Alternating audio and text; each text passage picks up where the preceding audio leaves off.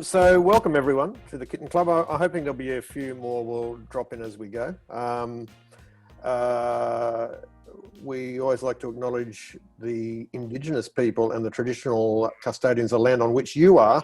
And because we're also diversely scattered around, I think maybe we should just be conscious of the sacrifices that have been made in the place in which we live and be conscious of that. I think it'd be also prudent to think about some of our family and friends in the United States, because we just don't know how that's all going to play out.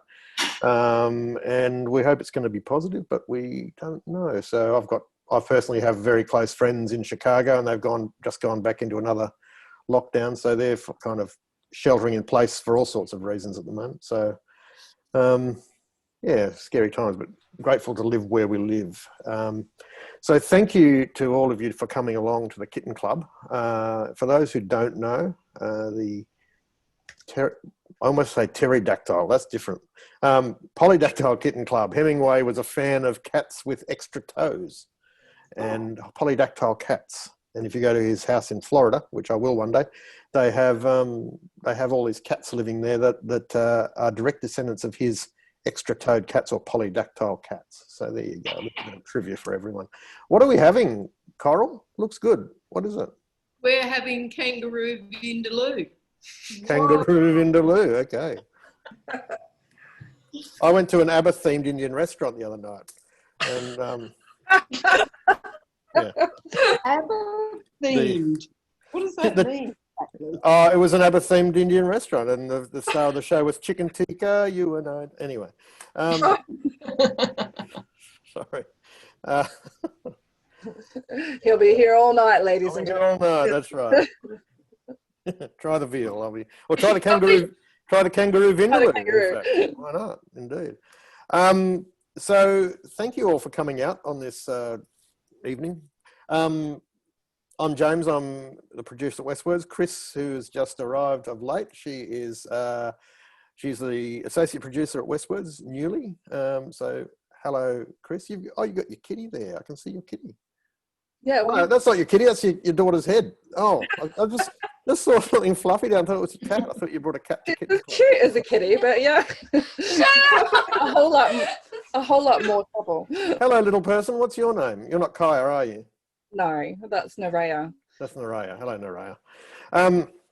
So in the past, this has always been a sort of spoken word, open mic kind of thing. But since we started doing it online, it's really just become a hangout with a special guest. And that special guest tonight is Judith Crispin. Hey, Judith, how are you? Wave, so we all know which one you are. That's her. And I've been practicing. Judith is a poet and visual artist of Bapangarang. Did I get it right? Descent? Yeah. It's got a B and a P, and apparently you can use either or both of those letters. Yeah, apparently so. I chose to use both. Currently poetry editor at the Canberra Times, and today you're borrowing someone's house because your house doesn't have very good coverage. When we interviewed Judith for the YouTube, WestWords YouTube thing, she was sitting in the back of a car, which I've never done before. I never interviewed someone from the back of a car before. I was hoping she was going through a drive-through and she could get us all something, but it wasn't to be. She was just sitting in the back of the car. Because why? Because your coverage was terrible. Yeah, I've got terrible coverage. I have to be in the house now because I'm on the motorbike today, and you can't really do Zoom from a motorbike. well, you can, but yeah. So you live out near Lake George. It's a lovely part of in the bush. With your family, your two cats, a fat Labrador and a dingo rescued from the desert. That sounds good. A couple of published collections of poems. In fact, Stuart was the one who rescued the dingo. Oh, right, okay. Stuart, who was here a second ago. Where did he go? Where's Stuart gone? He's still there. Stuart, is he? Yeah. Oh, he's just hidden from view. Oh, is he down the bottom? Where's the short-legged dingo? Oh, okay. All right. Good. But before, and Judith was the winner of the 2020 Blake Prize, which was named for William Blake, poet and artist. And we're going to get to Judith in just a sec, but before we do that, I need to remember that Catherine Jinks, who is here, hello Catherine, has recently been shortlisted for a big award as well. What's the award? Tell us all. Oh, the Historical Society, no, the Historical Novel Society of Australia has just launched a new award for historical novel. And it's a rich man who runs this building company has given them all this money to do it. So, yeah, that's happening on the 10th. We find out potentially $50K. That's a big payday. Yeah. So you're shortlisted, and there's how many of you? 3 of you. 3. So it's almost a toss of the coin, isn't it? And is that for Shepherd? Yeah. Oh, well done. So congratulations to you. So getting back to Judith, Judith was the winner of the Blake Poetry Prize for a poem called On Finding Charlotte in the Anthropological Record. And we're going to ask Judith to just talk to us and jump in and ask questions if you so desire. And I'm assuming, Judith, that you're planning to read your poem for us. Yes, please. I certainly hope that's what you're going to do. I'll read the judges' notes first. This Indigenous prose poem reflects upon the complex issue of identity and finding ancestors. The lyrical beauty of the language gently opens out the poignant picture of an Aboriginal great-grandmother with her scarred skin and possum cloak. It is a poem about a meeting across boundaries of space and time, weighted with the erasure of identity and songlines of a legacy of broken families, racism, and suddenly a discovery. And it is a beautiful poem. So I'm going to hand over to Judith. Well, that's a very nice introduction. I was actually going to read you some more recent poems, but I can read that poem. Well, you can read anything you like. The floor is yours. But we do, at some point, want to hear the winning one. Yeah, okay, great. Well, why don't we leave that one for a little bit later? Sure. Yeah, just a little bit of background on that. I mean, I guess that most families who have been in this country more than sort of 6 or 7 generations, if you do a little bit of exploration, you find missing names in your family tree. And you think it's going to be a pretty straightforward thing trying to track them down, particularly if you exhaust the white records. And it's not a straightforward thing at all. You can't do it unless you engage with the oral history. So you have to actually go into communities and talk with people, and doing that opens a whole bunch of politics and difficulties. And then there's difficulties with your own family as well, who don't necessarily want that can of worms opened. So it becomes quite tricky.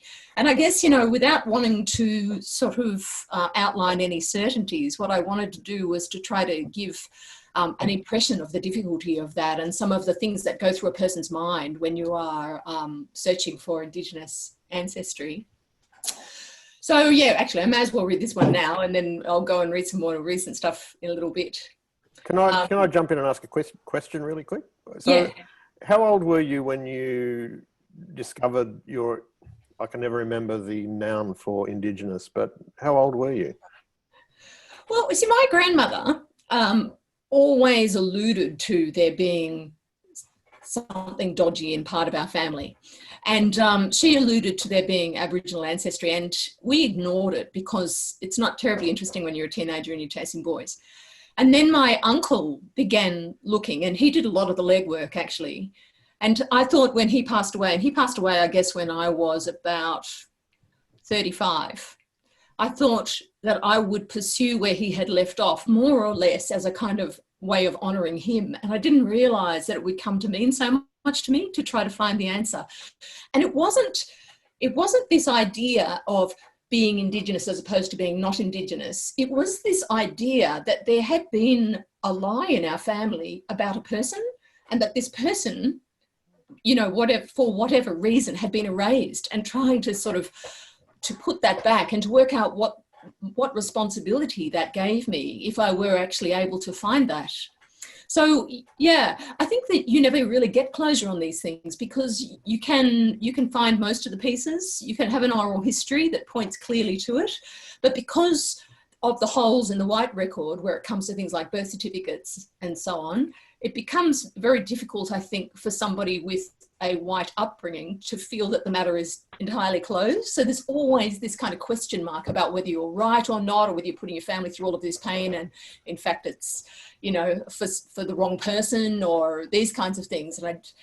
And it was really my Aboriginal friends who sort of helped me put this to rest and just said, you know, there's an element of doubt for everybody who's got Indigenous ancestry. This is part of the burden of colonialism, that we carry that.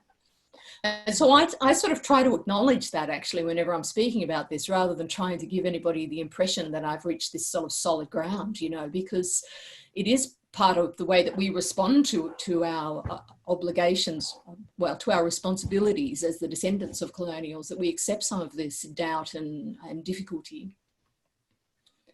Okay, sorry to interrupt. I just it sort of struck me at that moment. So I'll let you carry on. If you want to read your poem, please feel free. Okay, it's called On Finding Charlotte in the Anthropological Record. Hang on a minute, I'm just going to arrange these windows better. Right. We meet on the surface of a photograph, as a fish and bird might meet in a lake, at some point of sky and the water's plain. Charlotte, in a book called The Aborigines of Northern Victoria, sits jade black on earth, wind disarranging her hair, trees obscured by falls of campfire ash. Her nudity is covered by a blanket. I don't know if her breasts are hanging, if her thighs bear designs or marks. A needlework of scars crosses her chest, repeated dots like patterns on a goanna's back, like rain spat by goannas into dirt. Soon constellations will appear over branches on this night of 90 years ago, this never again night. And she'll ask me, where did you go, girl, with your made up history, your ever whiter babies? This is what remains, a record of relatedness, scars to hold the memory of someone precious after they've died. We begin by cutting skin, rub wounds with gum and ash, black ants to cauterize the flesh. I remember them telling me, don't worry, this blackness fades with each generation. Charlotte is a map of a country stained by massacres. Skull Creek, Poisoned Well, Black Gin's Leap. A geography of skin and land, maps for the returning, for those who speak only a murderer's tongue, whose songlines are erased, who consulted departments of births, deaths and marriages, who stood beside rented Toyotas, clutching photographs in 100 remote communities, asking strangers, do you know my family? Can you tell me who I am? This moment, an old light is crossing the boundaries of emulsion, and I say to her, Charlotte, grandmother of my grandfather, I am Judith, and these are my scars. So it's not terribly chirpy.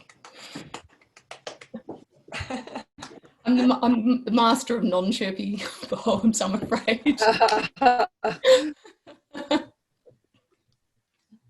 So you don't happen to have that. Do you have the photograph that you're talking about? Or? I don't happen to have it on me. Okay. But yeah, it was just a page in an old book. And I tracked down Freddie Dowling, who's a Bangarang elder, and he had this photograph sitting there, and he said, this is where I think your line is. And it was the most astonishing thing, wasn't the picture of her, but next to her in the picture, which I left out of the poem, there's this child, and the child looks like my daughter. It's just, and you look at this child, I just think, wow, that's just either an incredible coincidence or this is truth, you know? Yeah, so it's a staggering thing, really. Yeah. But you know, Waiatsa says that if your family's been in this country more than 7 generations, there's a 90% chance of there being an Indigenous ancestor. Really? Yeah, it's absolutely huge. And then you just think, if every person in this country who has one Aboriginal ancestor were to come out and identify as Indigenous, what would it do to the balance of power in this country? Because I must then, I think it were. Gosh. Well, there you go. They were always, but they always seem to, it's incredibly boring to me. So I'm sure. Kathy's quickly doing maths in your head, aren't you? Yeah. Tram drivers, you know. Yeah. All these people with exotic backgrounds. Don't have any, but maybe I do. Well, most of the poems that I write at the moment, anyway, are set in Walpurgis country, actually, which has got nothing to do with my ancestry. They're just Really? sort of my adopted family in the Central Desert. Well, the Tanami Desert, anyway. That one community in the Southern Tanami and one in the Northern Tanami. Stuart's been there a few times as well with me. Actually, Stuart's been there many more times than I have. But when we last spoke, you were about to jump on your motorbike with your dog and head out there. Have you already done that? No, I haven't. I haven't managed to get out there yet because we're still waiting for there to be a clear passage through. The borders are now open, but I'm waiting to make sure that I don't end up being Typhoid Mary and bringing COVID into those communities of very vulnerable older people. But I will be heading up. I've got the dog and the motorcycle all set, ready to go. So it's just a matter of finding the right window and I'll head back out. But that desert is sort of where my heart lives. And I'm writing a new book, which is full of poems about that area. And they're all based on my journal entries that I've taken at various times over the last 10 years, different incidents that occur in that country. And I thought I would read you. Oh, sorry. I was just going to say, sorry, there's a bit of a lag. When we talked in the interview, you mentioned that there was some crazy number of massacre sites that you ride past on that ride. What was the figure you gave me? It was 60 or something? Yeah, there's 60 massacre sites between Alice Springs and Yuendamu, which is a distance of 400 kilometres. And does that awareness find its way into your poetry that you're writing out there? Oh, yeah, it certainly does. I mean, it's difficult because I try to limit myself to writing about events that I was present for so that I'm not taking other people's stories. But, you know, sometimes I write about what people have told me about those massacre sites and yeah, so the new book's a bit grim, but I'll read you one of the grimmer poems from it and then we'll move on to something chirpy after that. But this poem is called Murder at Wave Hill, and it was actually an incident that I'm pretty sure, and correct me if I'm wrong, but I'm pretty sure that Stuart was there when we arrived for the aftermath of this particular event, but I might be wrong about that. It might have been a different occasion. No, you were there. I'm pretty sure you were. Okay, so it's called Murder at Wave Hill. Yes, he is beautiful. The boy dancing with men, curl up a snake story. His skin gleams oil and iron red ochre. She watches his musculature, his torso lithe as a red belly black. In Wave Hill, population 334, there are no secrets. She plays cards with old ladies in the road for welfare money, for cigarettes and grog. He calls her to the window of his Holden V8. She is a love spell, the word deadly in sequins across her chest, eyelids painted Beyonce blue. Night, already fallen to dust and insect wings, the hanging planets, to spindrift stellar fields over the houses. She sees auras, she tells him, not like Nankari, but like a faith healer, like someone holy, someone from outer space. He gives her a motel Bible from a room at Top Springs, shows her antique playing cards online with pictures of doves and owls, peacocks. He drives to Catherine to buy her a Woolworths chicken. When the baby comes, they move into a sheet metal donga, coloured fairy lights along the back fence. She dreams of a honeymoon at Top Springs, of white towels folded into swans. When the baby comes, he tells her he might take up rugby. In a smoke-filled room, she changes the baby, turns up her Bluetooth speaker, rap music, pouring into their yard of noisy dogs, the scorpion-filled weeds beneath the car with its windscreen shot out that night. He came home too drunk to aim a rifle. They fight. They tip over the sofa looking for change, and one day the word suicide creeps into the donga like a huntsman. She stops taking the medication, watches the crows with renewed interest. He joins the rugby team. While he's at training, she takes kitchen scissors into the yard, opening and closing them like a beak, cuts the scorpions in half. They survive Christmas. Now, in January, he sees the bare shoulders of another girl. The falling strap of her dress is a road to a different life. Somewhere, on a night of bottles, far beyond the town light's reach, they lie on their backs, tracing comets, star formations, the sky world of animals. Hammered silver, the Milky Way spins asteroids and cosmic dust, space junk, the exploded ruins of stars, all the nights dark, until trees resume their daylight form and parrots offer their canticles to the sun. And now he sees how things end. The boy moves his things out of the donga, mumbling excuses. We fight too much. This one right skin, prettier. The words child support drop in the space between them, cold as the light of outer planets. In the kitchen, in her tiredness, she is feeding the baby, her brain burning. She sees crows perched in a corner of the room, house lights turning on in the street, and in those houses, girls at their mirrors are beautiful, putting on lipstick, wiping it off again. She sleeps alone, motel Bible beneath her pillow. In a town like Wave Hill, there are no secrets. Yes, the young mother is beautiful.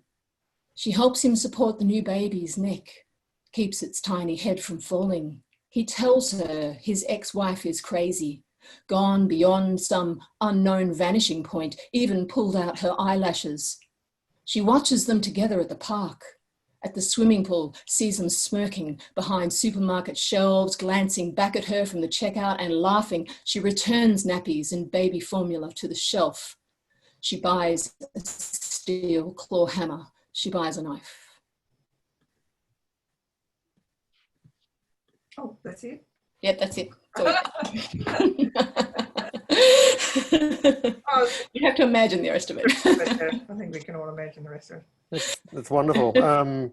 Two things came to me while you were reading that. First of all, the way you use animals, of course, is obvious, but it's also really nicely done. But I really like the way you handle your passage of time. You've got the sky, you've got the stars, and the sort of agelessness of that. But then you slow it down for the scene in the kitchen, and then you have a pregnancy in there, and the years pass, the years slow, everything. The trees get light in the morning. I think the handling of time is beautiful. Oh, thanks. We kind of experience time that way, I think, it speeds up and slows down. Well, especially when we look back at it. So that's a lovely poem. Thank you. Well, it's not lovely. No, it is. It's lovely but harrowing at the same time. It's good. Well, I've got one to lighten things up a little bit. Okay. It's also set in that part of the world, but it's not set in an Aboriginal community. And this one's called Night of the Fish. Did you guys ever read, there were these anthropologists, a couple of French anthropologists who showed up among the Dogon tribes in Africa years and years ago. And they had this whole thing, they were talking about this whole mythos of these kind of giant fish people that came from outer space that the people were speaking about I think it was in Mali. Yeah. Oh, well. Anyway, so it's named for that. So it's a bit of an obscure title, but it's called Night of the Fish. There's a place, if any of you know the Northern Territory well, there's a place on the Stuart Highway called Wycliffe Well, and it's essentially the story about that place. Near Wycliffe Well, roadside stalls sell gas masks and binoculars.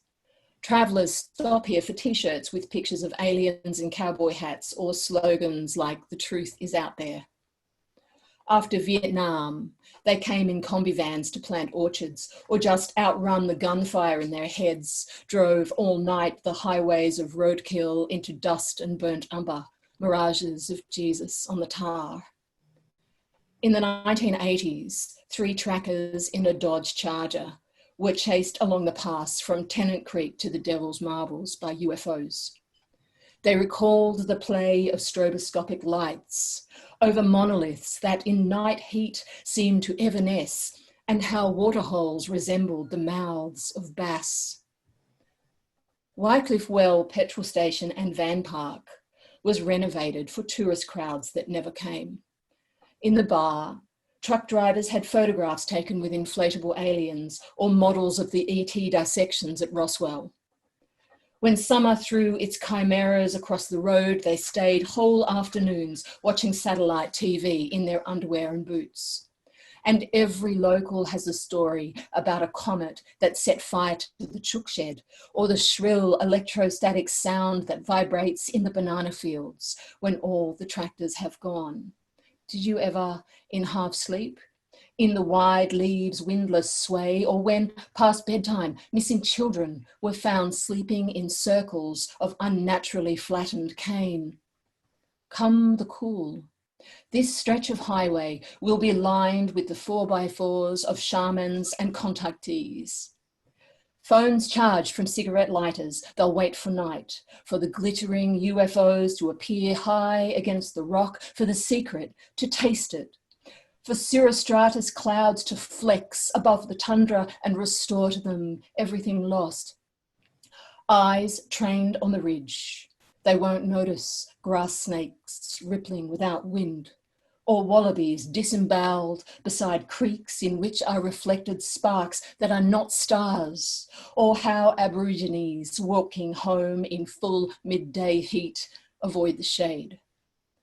From this place, in the middle of the night, you can look in any direction and see the whole horizon streaming out, the Wolf Star, Vega, the breathless advance of satellites, and the Milky Way unfolds its emu of black spaces. From the combi roof, we watch the landscape, van lights straggling through rags of trees. Last sun dips over concrete spaceships, the statue of Elvis by the gate, and nothing in this humidity moves. Park lights sputter and fail, the hum of air conditioners cooling an empty bar. Banana leaves outline silver sway like camels walking out, lifting off, becoming starships. They lean into wind, but there is no wind, and we can't be sure that we see them, those sleek grey figures walking out of no wind. On the van park lawn, something spins the plastic flamingos, French doors on the patio, bang. Tell me, have you ever, in half sleep, seen them? Only the dogs know for sure. They go out of their minds, every dog, from here to Tennant Creek, barking, facing north. In the car park, a ute is on fire. No trace of anything alive. Its alarm squeals and dies, its residue buzzing in the ears, and we, in star dark, disguise our thoughts in sound loops of popular songs. Shake up the picture, the lizard mixture. Someone is always listening to the radio somewhere else. Someone coughs, someone closes a door. In threes, they come circling through the musculature of dark, testing the bungalow windows and doors. Their shadows lattice the bodies of sleepers, and night tries to climb inside them without showing its face. We watch them sweep the van park, swiveling like the necks of peacocks, the fruit tree pythons who, while we sleep, swallow kittens in the yard. At Wycliffe Well, while the petrol station plays Duran Duran songs to empty Bowsers, they come wandering slowly toward us across the highway. And everyone gets taken by aliens. Are there really like alien kind of fans out, like large quantities of alien fans out there? Huge. And all these people that think they've been abducted by aliens go to Wycliffe Well with their tin foil sewn down the side of their pants because it stops the aliens getting inside your brain. I love these people. Through your pants. How do they get into your, what? Well, you have to wear a hat as well, like a tinfoil hat, and then strips down the side of your pants, like, I don't know, racing stripes, I guess, made from tinfoil. Anyway, but they are very interesting people because they're not crazy people, that in every other aspect of life, generally, they're kind of normal, except for the whole I've been abducted by aliens thing. So that's really is quite interesting. My brother's a paranormal. He's written books about paranormal psychology. He's a psychologist, but he hangs out with paranormal investigators and mediums. And he knows quite a few people who've seen things like yowies, and stuff like that. And they aren't crazy either. And in fact, a lot of them, because he's actually a firefighter, a lot of them are firefighters because they have to go out in the bush and they've seen, like, you know, the Black Panthers and the yowies, and they do not want to talk about it because they don't want to seem crazy. I know what you mean about that. That doesn't seem crazy in any other way. Apparently. Yeah. Just that. So, yeah. I like the way you started that anecdote there, Kathy, when you said, my brother's a paranormal. and just left it hanging there. And I thought, that's very unkind. He really has gone over to that side, and he really sees lots of things, interesting things. But he gets to go with these paranormal investigators. It's really great. I'd love to go with paranormal investigators. It'd be fun. So Judith, what was it that made you go for with the Blake Prize? It's a prize for poems about spirituality, be it religion or faith or lack of faith or whatever. What made you go with the one you chose rather than something like that one just then, which was more overtly paranormal? What made you go for the first one? Oh, I guess there are these sort of commonly accepted views on what spiritual is, and they seem to belong to churches of various kinds, which I find horrendously patriarchal, whether or not they are Buddhist or Christian or you know, cults or whatever. And I guess one of the things that struck me about this kind of searching for your own ancestry is it's a conversation with the dead, and with dead that you can't pin down. You know, it's this kind of looking out into the unknown and accepting that you might never find answers, but still looking anyway. And that seemed to embody more of the uncertainty that I think ought to be in other religions in a sense. I mean, to sort of come to something like Christianity and talk about it as a giant mystery and then tell everyone you've got all the answers just seemed to me to be sort of a little bit, I don't know, not trite, but not sincerely lived.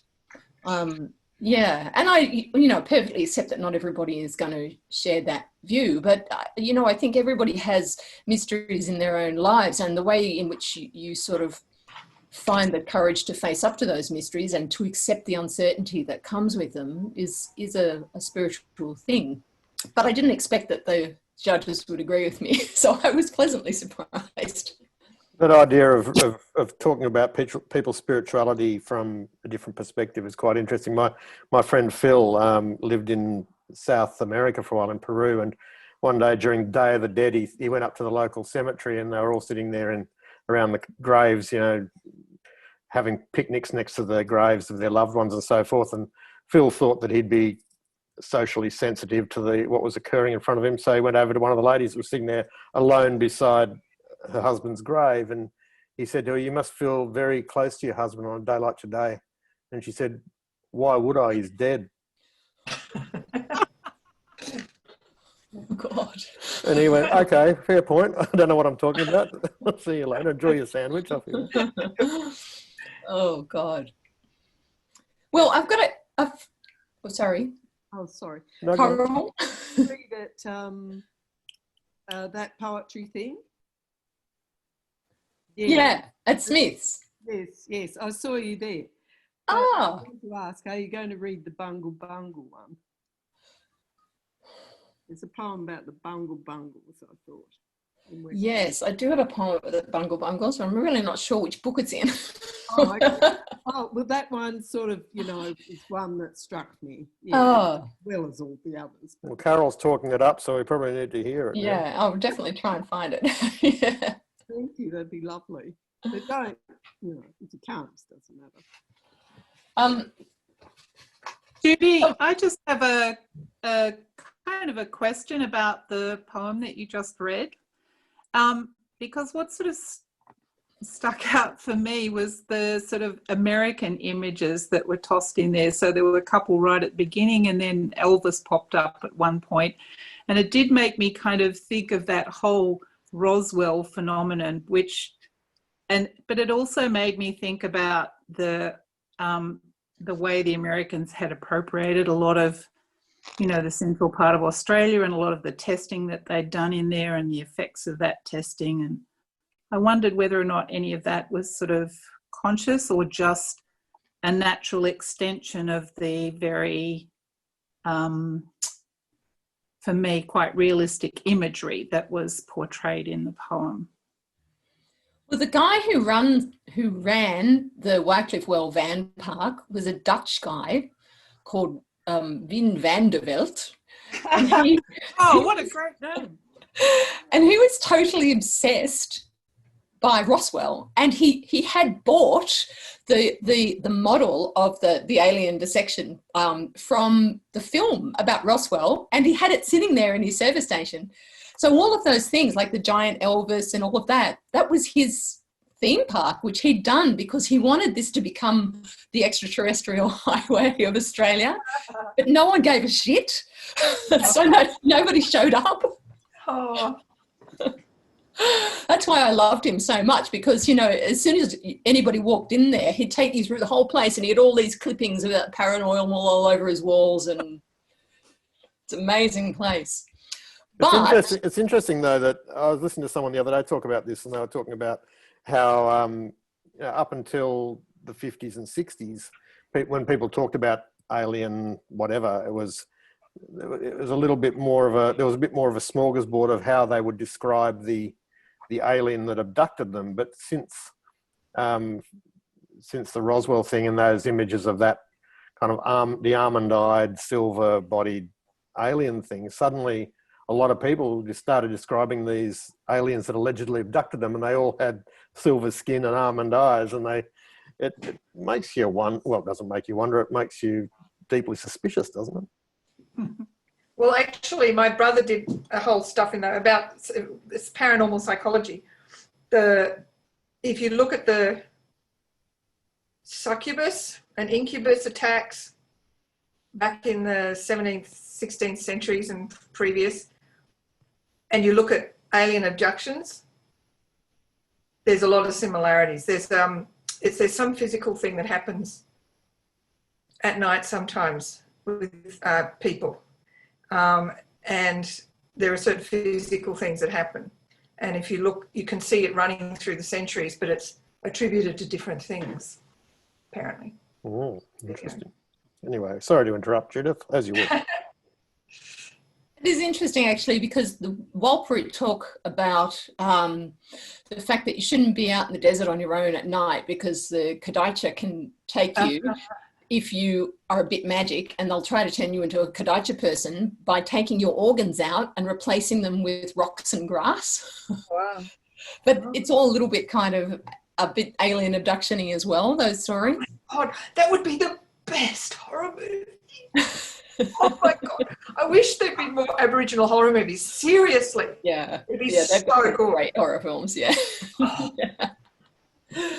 Yeah. So I've got a couple of poems, but I don't know which one to read. So I've got one which is slagging off evangelists, and I've got another one about the bombings at Maralinga. Do that one. Do the evangelist one. The first one, please. Evangelist, please. Evangelists? Okay, great. So this is a poem. It's from my new book, which isn't out yet.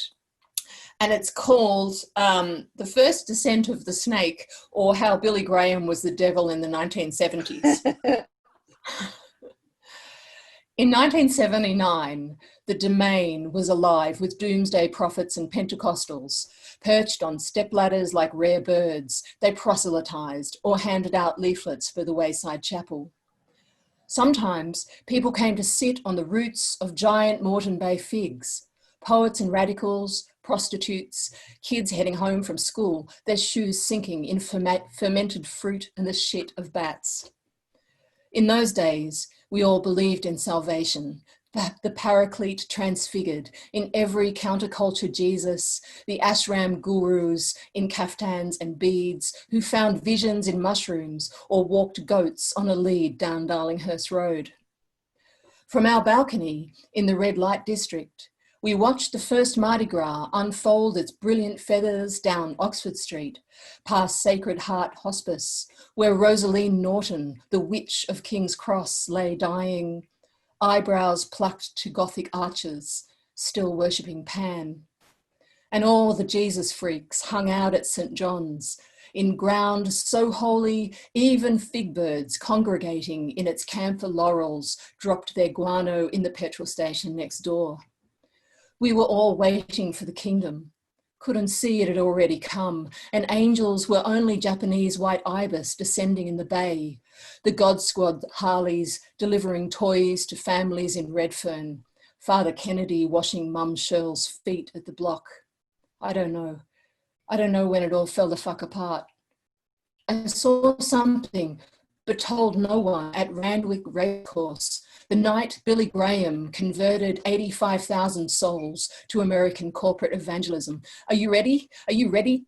His cadences surging in wind, the hallelujahs of hired gospel singers, and a 1,200-voiced choir. Australia could become the world's greatest religious superpower. And I remember how country bared her teeth. Woody pears rattling in the jaws of a southerly buster, cloud banks muscling into light like tankers, and how Billy stood, his arms outstretched like Christ in pissing rain. A spotlight failed, showering him in sparks, and the grandstands opened, spewing out rivers of penitence, the sinner's prayer hovering on their tongues like burning doves. And later, Billy posed for photographs with Aboriginal children, their families left outside the fence. I recognised Daisy's granddad, who danced in black theatre and knew Gadigal names for every constellation. He took my wrist gently through the wire. "Not right way," he whispered. "Not right, making magic in rain."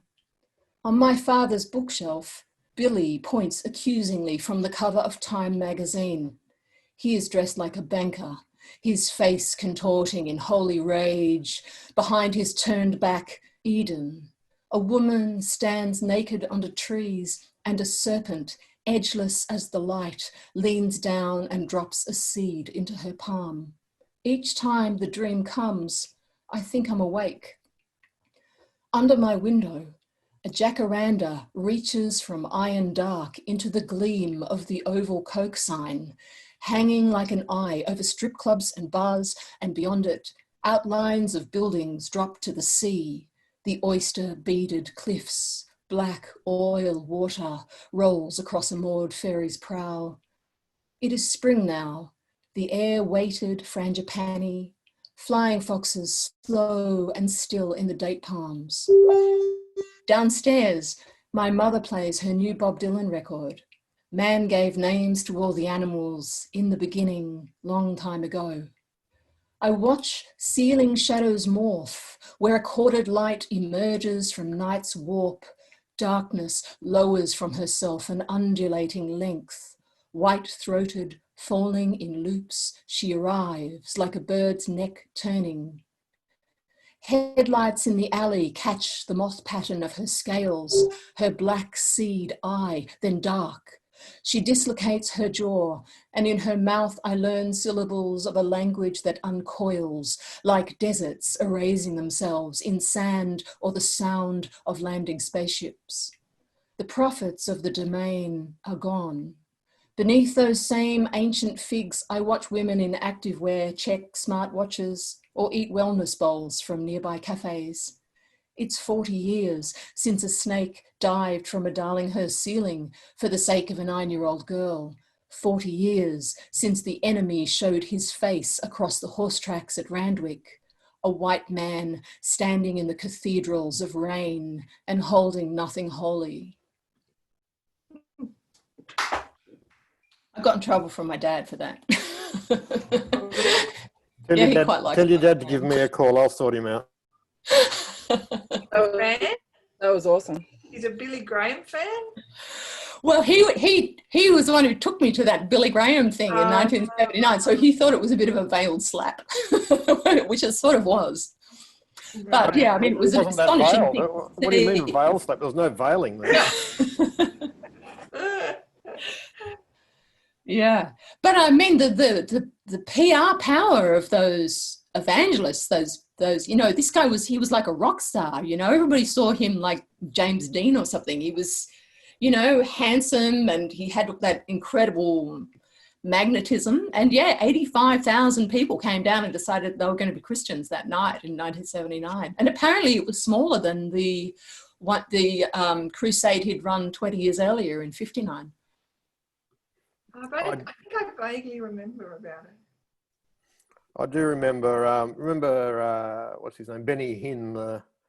He was a healing evangelist. I think he's still around, but he's still around. Yeah, he wears a silver suit, but he's Jordanian by birth, and his people approached the Jordanian government and said, this is a true story, by the way, approached the Jordanian government and said, could we come to Jordan and do one of our healing crusades? And he said, we are a Muslim nation, but you are welcome to come along. We really prefer you didn't use the term crusades.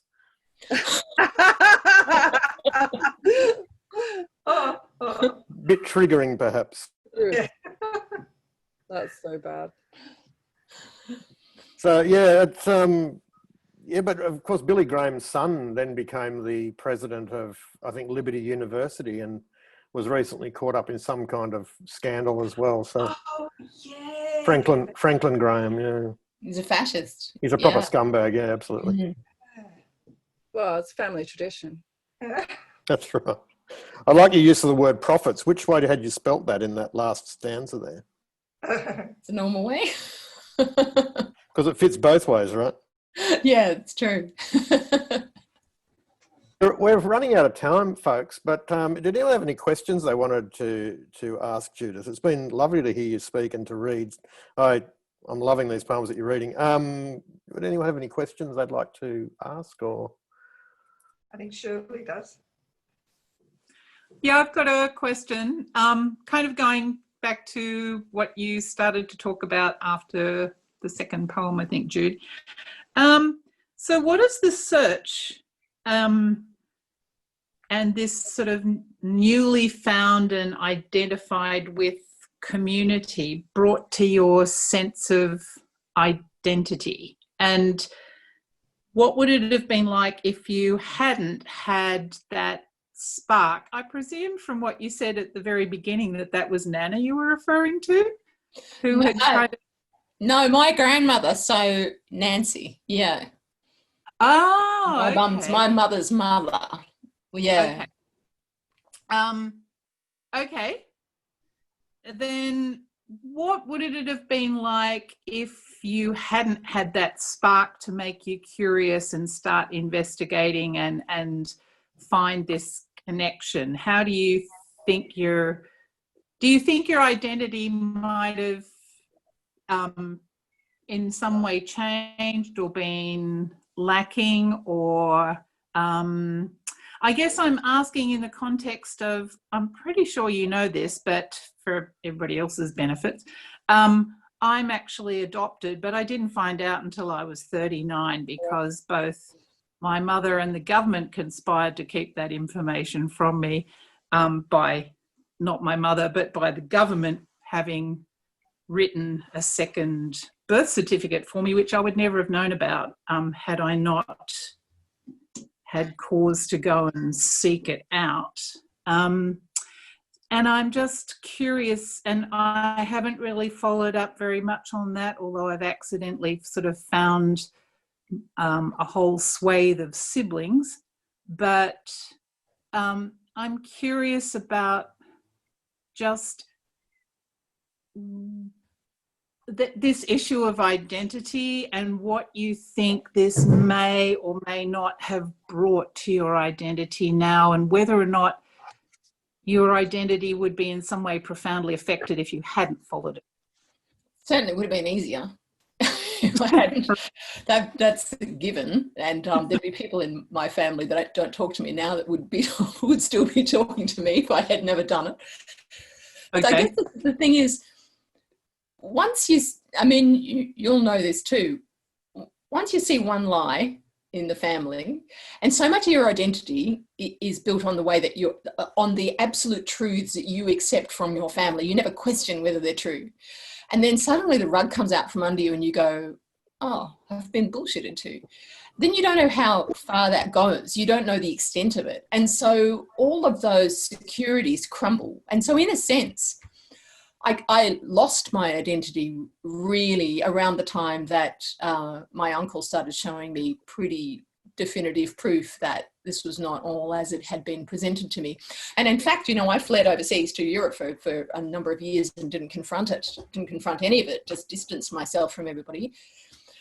But then I started thinking, well, it's not like my family have told me that we've got an Italian woman in the family that they've been really embarrassed about. It's an Aboriginal person, which means that if I'm 90% sure that that's true, even if I'm 60% sure that that's true, and I don't say anything, I'm contributing not only to the erasure of a human being in my family, but I'm contributing to wider cultural erasure. So I have to, at some point, take the risk and just say, well, there's going to be some person in our family at some point that comes out and says, I don't know the whole truth, but I know that this that we've been presented with is absolutely untrue. And that's always going to be a difficult position for somebody to be in. But if I don't do it, I have to accept being part of the erasure, which I just wasn't prepared to do. I understand why people would have done it. Even in your case too, with bullshitting about adoptions and so on, the times were very different, and you had to do things to protect the people that you cared about so they weren't taken away from you, or so that, you know what I mean? Being a parent is a really tough thing. I do accept that. But I think once you're an adult and you know the truth, you sort of have to then position yourself in relation to it. That's really not easy. Your family didn't like bringing this up? I can't understand it. Well, think about this. Up until the 1960s, you didn't even get a birth certificate if you were up to a quarter Indigenous. Okay. And without a birth certificate, you could be taken under the stolen generation laws up until the 1960s, easily. So my mother would have fallen directly right into that category, and all of her siblings would have fallen directly into that category. And if that were my children, I'd lie and say that their ancestry was whatever I could think of that had enough olive skin to justify it. Yeah, I was struck by, I'm sorry, Peter Doctoral, I don't actually know your name. Kathy, sorry. Kathy, okay. I was struck by your comment that, your family was boring or whatever, and perhaps Judy seems wildly exotic. But quite honestly, I thought my family was really boring too, because as Judy said, our family is replete with secrecy and secrets and all sorts of misdirections about things, and sort of family lore that is not in fact true. I mean, and go just adding to what Judy said now, in terms of a lot of it is, well, it was like that at the time, which I actually find a very bitter pill to swallow in my own case, because I kind of feel like, well, the truth is the truth and don't fucking screw around with it. But, I'm sure all of us have family secrets that we don't really ever know are secrets until something occurs, or someone says something, or some event sparks things that leads you to discover that, as Judith said, that very foundation on which you build your sense of self is ripped away by a betrayal. And the point there is, of course, one betrayal can equal an infinite number of betrayals, because you can't ever really trust anything again that you thought was a pillar of your sense of self. And so when that pillar is just wrenched away, leaving a gaping black hole, there's nothing in the black hole, unless you go searching for it. And again, as Judy said earlier, it may not ever be answerable, or in terms of people die, information dies, accuracy dies, all sorts of things die, different perspectives die, and you can't ever get them back. But I'm curious too about Judy's experience, because in my own case, I found a little bit that part of me thinks, well, it would be really interesting to know the truth, but at the same time, I feel a little bit like the truth isn't really going to repair parts of my sense of self that now exist, and maybe they exist based on, well, a lot of them do exist based on lies, but you can't just change that sense of self, or that self that you've built for yourself, just because you suddenly discover that what it was built on wasn't true. It's amazing. Knowledge is power, though, and it's amazing what power getting to know pieces of yourself gives to you. I mean, I grew up in Australia in an Irish Catholic family. My dad is African American, Cherokee, and I never actually, like, my grandparents used to steal my mail, they used to stop the phone calls, they used to do all that sort of thing. So for all intents and purposes, I grew up not knowing the other side, and it was a constant need for me. Identity was everything. And it was only getting older and suddenly pulling those pieces together for myself. It wasn't for anybody else. It was just for my own self-identity, that those pieces started to come together. And I mean, I've talked to other people through the same situation, where like a very similar thing happened to one of my aunts as well, where she was lied to about adoption as well. It's amazing what gathering some sort of knowledge around that thing does for you, and even just having that journey, as Judith was talking about, as well as like going on these journeys and the things that happen to you on the way, and getting in contact with place is a huge thing as well, that suddenly starts to do through the spiritual what the human cannot, if that makes any sense. But yeah, I'm a massive believer in finding the pieces of you. It's like you have this belonging that you have in your family, and then at some point that belonging just disappears because you realize that you don't know the truth of anything anymore. And the first instinct is to then look to try to find another belonging that you can put there in its place, you know, to mend that hole in some way. But you can't, because it doesn't matter how much information you have or how certain you are about it. You can never just jump from your reality into another. And I struggled with that. And then there's this lovely old lady up in Ludgermanu called Myra, and she's gruff and wise. And she said to me one time, she goes, you got to stop trying to be white. You got to stop trying to be black. She goes, you're a mud duckling. And I went, what's a mud duckling?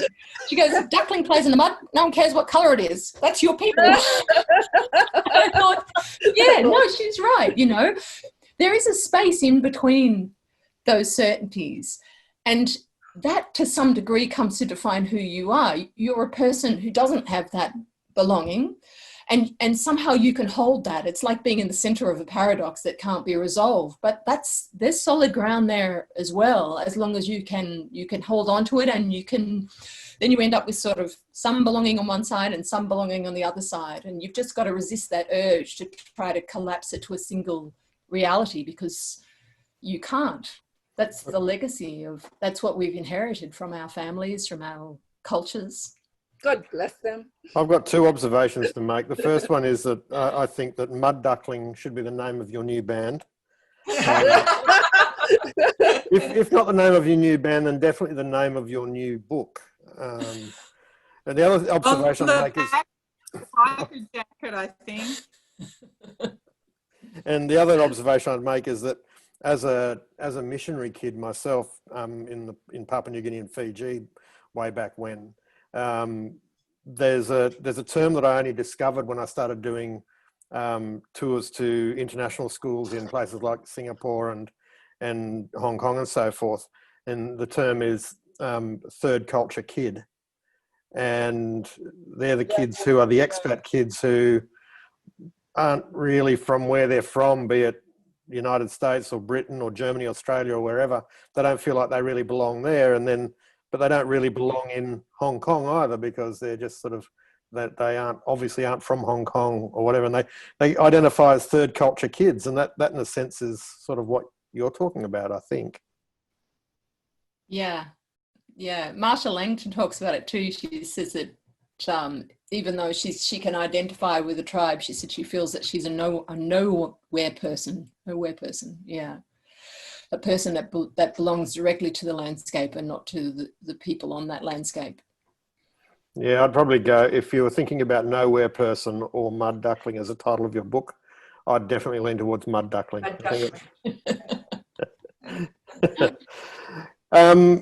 I think we're going to wrap up, guys, so that I haven't had dinner yet, but I don't know about you guys, but it's been delightful to listen to you speak, Judith. Thank you so much for talking today. Can I encourage everyone to pop the first Monday of each month on their calendar and visit again. We have varying numbers. This has been a medium-sized group tonight. We have sometimes have more, sometimes have a lot less. Next month is the final one for the year, and we have, after 2 attempts to get her, we have Curly Saunders locked in again. So we're hoping that this time everything's going to go swimmingly. Curly Saunders is an Indigenous poet, educator, fellow judge from a couple of things that I've done. Lovely lady and a wonderful speaker and a poet and all those things. But Judith, thank you so much for your time tonight. We really do appreciate it. Thank you to everyone for coming along. Please come next time. And until then, thanks everyone. Thanks for inviting me. Bye.